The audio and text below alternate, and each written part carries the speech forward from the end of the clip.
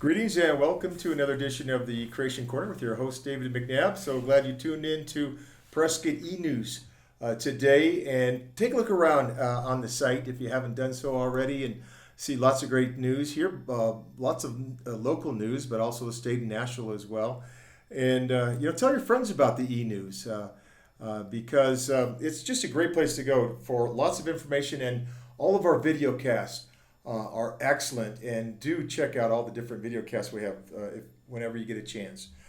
Oh, well, I wanted to let you know before we get started here in a little bit of creation information that there's going to be the boot camp is coming up the last weekend of July, and that's going to be at the Dinosaur Adventureland in Alabama. That's Kent Hovind's ministry, and that website is drdino.com. And you can go and you can sign up for that if you get a chance. That might be a good time for you to do some traveling, and maybe you can include that in your vacation plans to go over for. I believe it's a 3 or 4 day weekend there, last weekend of July, for their annual boot camp, where they bring in speakers from around the country, creation science speakers, and it's just a great time to learn about creation science by some of the best creation speakers in the country. So that's the last weekend of July. And Kent Hovind's ministry called Dinosaur Adventureland. They've got a lot of places that you can camp there. They have cabins you can stay in. If you have an RV, they have places to park your RV. They have a 140-acre lot there, and they have 7 of these off-road vehicles where they take people on these really wild tours, they call them, of the area. Five lakes on this property. It used to be a big gravel pit there, and now it's Dinosaur Adventureland. They've got a museum there, a science museum. And that's a neat thing to see. And they're building a chapel right now, an old-fashioned church for their worship services there. They have a core of about, I want to say about 30 to 40 permanent volunteers there. And they, of course, they get a stipend every month to pay for their necessary expenses. But they also have a lot of people come in all the time from all over to do temporary volunteer work there to help out as they can. They might spend a day, they might spend a month, and anything in between with what they can do to help out. Since they're building all the time, they need people for everything. They need carpenters, they need plumbers, electricians, concrete layers, you name it, they need it. And people come in, the Lord provides in amazing ways at this place, and to people, all their money is donated as well for this ministry. So the money and the work's all donated, and amazing things are happening at Dinosaur Adventureland in Alabama. So check out the website when you get a chance, and think about going over to visit them. Everybody that knows anything about creation science knows about the big ministry that Ken Ham does in Answers in Genesis in northern Kentucky. He has the big Creation Museum, which is awesome there. And then about 45-minute drive away, they have the Ark Encounter, which is the largest standing wooden structure in the world. It's a 510-foot life-size replica of Noah's Ark, and it is amazing. People say, you get there, yeah, you knew it was going to be huge, but they didn't expect it to be that huge. And this is a huge wooden structure that probably was very much like what Noah built and his sons over the length. Doesn't tell us for sure how long Noah took to build the ark and his sons, maybe 120 years. Some Bible scholars think that's the reference of 120 years it's given in the 6th chapter of Genesis means that's how long it took them to build the ark. Well, we don't know for sure, but that could be. Something that big would certainly have taken them a long time to do that. by the time they got on the ark and the flood came, Noah was 600 years old. And he lived to be 950 years old. Okay, people could live to be that old because before the flood, this is the creation model. Now, of course, we don't have direct evidence of this, only indirect evidence. But before the flood, we believe there was a canopy around the earth and the atmosphere of either ice or water that kept the harmful rays of the sun from coming in.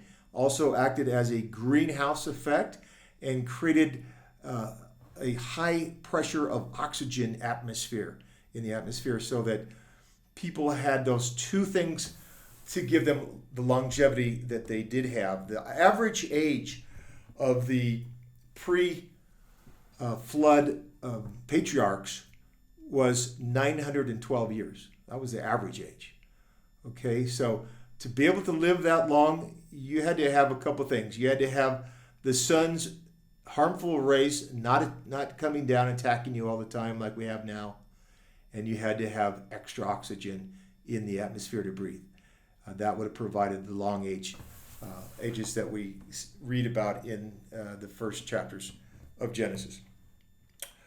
Okay, so that's what I wanted to talk about with those two ministries. They're both wonderful ministries, and I hope you can go and check those out. In fact, I saw that the Master's Touch Christian bus service out of Prescott Valley is going to the Ark Encounter in August.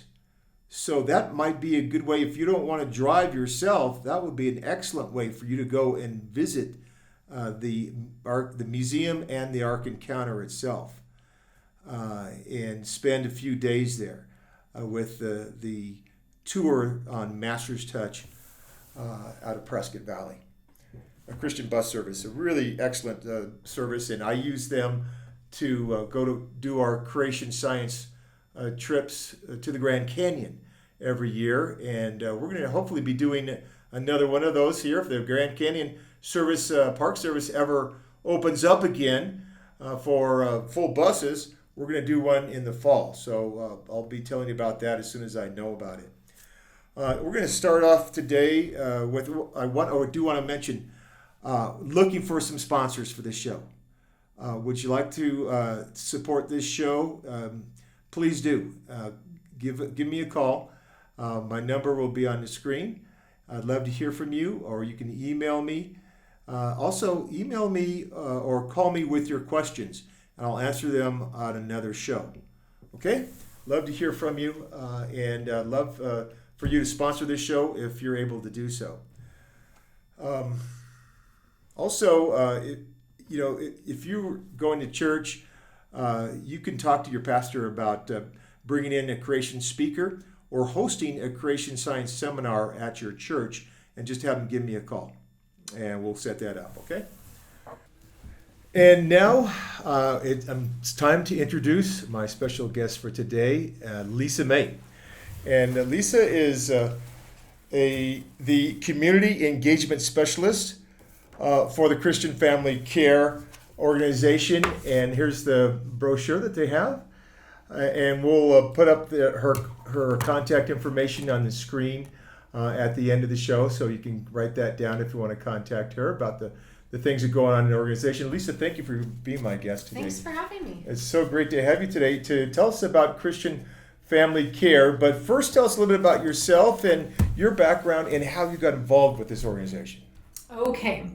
Well, I first was introduced to the idea of foster care or orphan care in my early 20s. I traveled abroad to Romania, and I was really able to see the need still today of children. Were you doing missionary work in Romania? Or yes. Okay. Yeah, good. So I was probably 22 at the time. Wow. So went over to visit different orphanages, help build and help with that. And it really just was this reality check for me that the word orphan is still real. It's still happening. Yes. And then seeing it's not just abroad, but it's actually in our country as well. And you see that through the foster care system. So my husband Ken and I first pursued adoption about 10 years ago, and we adopted our son almost 9 years ago. And then we kind of had a still for a little bit, and we had friends who then started to foster and adopt. And we decided, you know what, let's help them by choosing to do respite foster care, which is short term. And so we got relicensed and were able to support friends when they needed it, just by taking in children for 1 or 2 days up to 14 days. And through that process, a little girl joined us, and it was intended to be for 3 nights, and now it's anticipated to be forever. And so it's, for the last decade, foster care and adoption's just been a part of our life. Wow. Okay. And were you introduced, at first you were introduced in Romania. Tell us a little bit more about what you were doing in Romania, what your mission was there, and what was accomplished. Okay, so in Romania, to give a little bit of history, even though communism fell, there was still a lifestyle and a mentality very much of that same pattern. And so the purpose of going was to serve with 2 different orphanages. One was really just to play with the children on a very practical level, to engage with them, to interact, to help them feel loved. The second one was an orphanage that was being built, and it was being built more as a family center. So it was going to be a husband and wife, and they were going to live probably about with 12 children, and they were really going to teach them life skills. Because in general, when children do not have life skills and they reach a certain age, the most common things is they become homeless, they become involved in drugs, and then they end up getting pregnant, and then unfortunately the cycle, continues. And so, helping with the literal construction of this family center in Romania. Wow. Okay. So, was there restrictions on Christian churches or the Christian faith at that time in Romania? There was not restrictions. I think it was still very minimal of those who were interested, but it was not restricted at all. Okay. Because that's where Richard Rembrandt was. Yes. There. And of course, he was under communism, and he was imprisoned for 14 years in a Romanian jail and tortured for that time. It was amazed that he survived. Yes. But he did somehow survive by the grace of God, and wrote a book about it. And we have his example that we too can work for Christ in these kinds of horrific conditions and do God's work.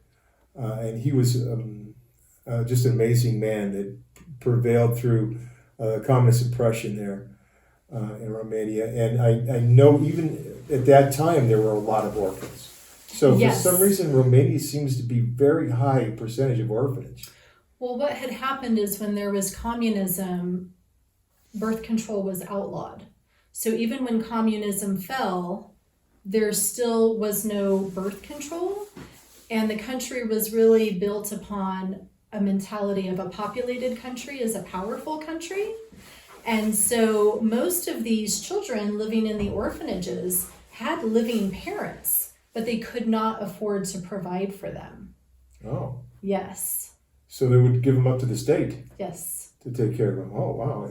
Then I didn't realize that. That's really amazing. So how long were you there helping out with the orphanage there? Probably about 2.5 weeks. Okay. So it was a shorter. That got you introduced to helping with orphans and orphanages and that whole ministry. And what brought you to Christian Family Care? So Christian Family Care, when my husband and I decided, let's look into foster care and adoption, this was the agency that we had chose about 10 years ago.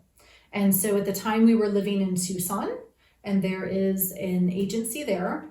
And so we went through Christian Family Care for all of our trainings, and that was our licensing agency through the process. Okay. So When was that? About 10 years ago. That's when you got involved. Okay. Yes. And when did you start as an employee for them? So an employee I started last year. Okay, and that's at the Crossings here. You have an office. Yes. And there's 4 people working in that office. Yes, 4 through people that here office. in the Prescott office. And what all do you do there? So we do a variety of things. We license families who are interested in foster care. We do various foster care. It's what everyone thinks of foster care, but we also do what's called therapeutic foster care, which is typically a higher level of needs. And then we also do respite foster care, which is more of the short term. Okay. And then we also Short term, what was I looking at? Less than a year? What is yeah, that? so short term is typically if a child is placed into foster care and their foster parents either just need a break, maybe they need a weekend, they're doing something where it wouldn't be appropriate for a younger child to attend or something like that. Or if they are going out of town and the foster child still has visitation with the bio parents, so they need to stay local, that's when a respite provider would come in and say, okay, I'll care for the child while you're out of town. And then they can still have visitation with the bio family. Okay, real good. So, and are there other categories besides? Those are the main ones. Okay. For foster care. Okay, and what do you have to do to qualify to be a foster parent? To be a foster parent, you need to, there's a few different things. So you need to be 18 years old. Need to make sure. I might need to double check that. I'm trying to think really fast. I was like, do you need to be 21 years old? I might have to double check on that. So you need to be able to pay for your living expenses. You need to be able to pass a home inspection, which is just where the state comes in and makes sure that your house is safe so that a child wouldn't ingest something, or if it's a pool or a hot tub, that there's safety measures taken. Okay, so that's the state does that, not your organization. So our organization is going to be faith-based. So we are a Christian agency. And so for those who are interested in foster care, we ask them to be active in their church so that they have the support that they need, because foster care is a ministry and you're going to need the support of people helping and praying and caring for some practical needs. Great. Tell us about the history of this organization. So Christian Family Care was established in 1982. It started in Phoenix. And so it started in Phoenix and then it grew to Tucson and now up here in the northern Arizona area. It was very specific to foster care when it opened, and then adoption. And since then, many new programs have been established around the state of Arizona as well. Oh, okay, good. Let's look at some of those programs. You've got adoption and foster care. Yes. Now, okay, what are the qualifications to adopt? Okay, we talked a little bit about qualifications for a foster parent. Yeah. So our adoption program is private infant adoption.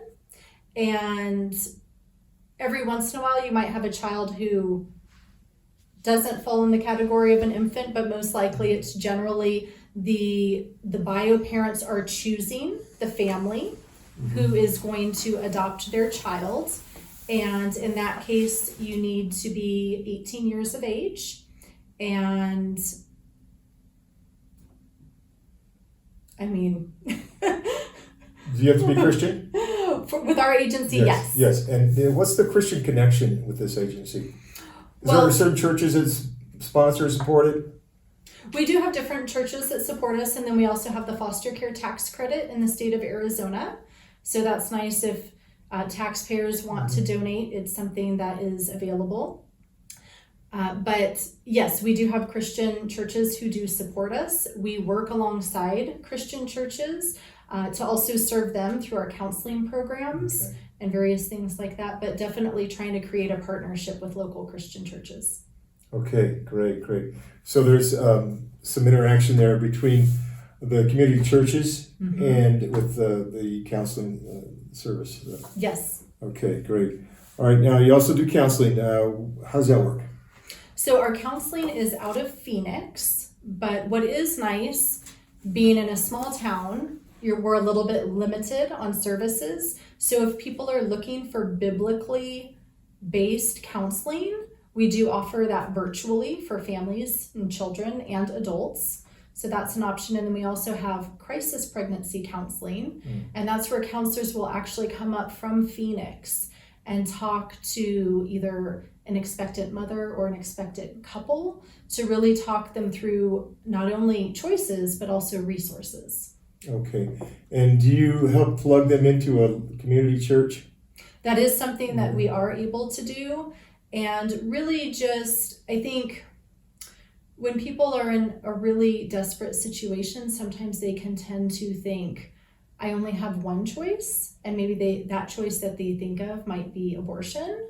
And so really helping them to see, let's talk through parenting. Are you able to parent? Can you get supports that you need to parent your child? And if that is not what's best, then have you considered adoption? Because there are other people who would love to parent your child. Yes, absolutely. Okay, and are you one of the agencies that are supporting these some of these people who need help with that? Yes. Okay. Absolutely. Good. Pregnancy counseling, you talked about that, and then you also do Safe Families for Children. What is that? So that's something we're hoping to launch later this year up here in northern Arizona. Safe Families is a preventative program. So it's really to support families in crisis to prevent their children from going into foster care. It's entirely volunteer based. I'm so thrilled about it because when you're a foster parent, you're like, oh, I just wish this parent had someone speaking into their lives. Yeah. And really Safe Families provides where people, when a family is in crisis, they will take children into their home for short term. It's usually less than a month. And then you have other individuals who are really speaking in to mentor the bio parents, helping them on a practical level with maybe job applications and whatever they may need. Oh, that's great. That's a wonderful service you're providing there. And then you also do a family care learning. What is that? Yeah, so that's just online. People who are looking to be educated in trauma-informed education. So it's available to anyone. It's donation-based. So for anyone who wants to be educated, whether it's teachers, foster parents, we have all of that online. Okay, very good. And we're going to put up your website on the screen so people can find that and go to that and look and find out more about the organization. And you also do Project Starfish. What's Project Starfish? Yes. So it's children who are nearing aging out of the foster care system, and it's giving them life skills. It's equipping them so that when they are independent, they have practical skills to succeed. Okay, great. And you also do mentoring. And yes. How's that work? Mentoring is mentoring a child in the foster care system. So it is going to be really, from a Christian perspective, being a friend, being a mentor, if they have questions about faith, being there to help that child. Okay, wonderful. And do you help these kids with, or help the parents do homeschooling if they're able to do that? I mean, if that's something, the state for foster care, the state simply would prefer them enrolled in a school. And so sometimes there can be exceptions to that, but it's a case-by-case situation. Okay, well, that's great. What did we miss? Anything? I think that's everything, but I think just letting the community know that we are a resource for people if they're looking for resources, yes. Or if they're looking for an opportunity to serve, we would love to have people help serve in this ministry. Okay, so you're looking for volunteers in any of this regard that we talked about, right? Yes. To help with any of this. So if you're a Christian in the community that would love to help out with this Christian family care organization, they do wonderful work in our community. And with children and with keeping families together. And those who can't keep together, they work on foster care and adoption. So that's just wonderful work you're doing, Lisa May. Thank you for doing that, and thank you for being my guest here. Yes, today. Thank you so much. God bless you in your ministry. Thank you. You too.